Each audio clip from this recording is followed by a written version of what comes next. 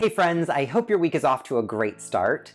Today I'm going to be trying the recipe for Don't Get Beet Hummus from the cookbook Run Fast, Eat Slow. So I am a huge fan of hummus, both as a dip and as a salad topping. However, a lot of the store-bought varieties are full of salt, preservatives, and just a bunch of other stuff you really don't want in your hummus. So I'm really excited to try out a homemade version today. Plus, this recipe has the added benefit of including roasted beets, which are one of my favorite root vegetables. I do new recipe tests every single Wednesday. If you like this one, please be sure to give me a big thumbs up and click subscribe. Without any further ado, let's see how this goes. As always, I'll leave ingredient quantities and a link to where you can buy the book for the recipe in the description box below. So I'm starting by peeling my roasted beet. Now, if you haven't roasted beets before, it's really easy. You want to just wash the outside, wrap it in aluminum foil, and then you're going to bake it at 350 Fahrenheit for an hour to an hour and a half until you can insert a knife into the side of it and it just slips in. So it's very similar to checking the doneness of a baked potato or a sweet potato, any other root vegetable really. So once that's peeled, I'm just chopping it into uniform pieces and popping it into my blender. You could certainly do this in a food processor. Next, I'm just juicing a lemon. My lemon was a little bit tight, so I did try rolling it on the counter to loosen it up and get a little bit more juice yield from it. If you wanted to use a fresh bottled lemon juice, that would be a great shortcut here if you wanted to.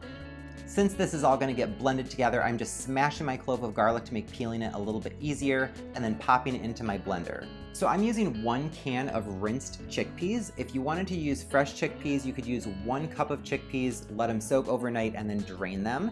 I just always have canned on hand because it's much easier for me.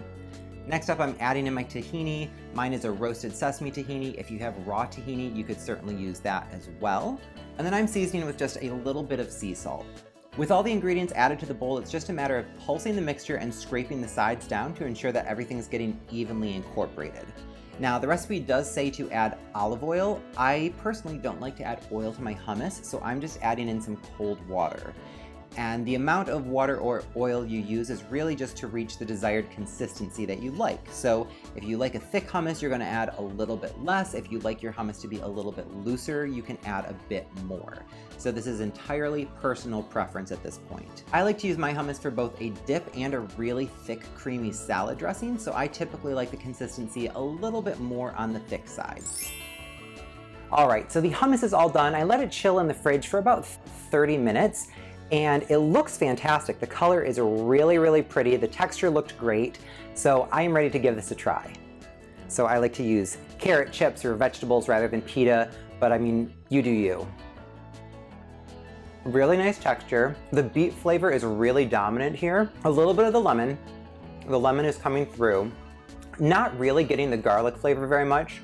So overall, I am super satisfied with this recipe. From start to finish, it came together really quickly. The flavor is really nice. The roasted beets are definitely the most dominant flavor here, followed by probably the chickpeas, then the lemon, then the garlic. I'm personally a huge garlic fan, so the next time I make this, I'm gonna plus up those garlic cloves to maybe 3 or 4.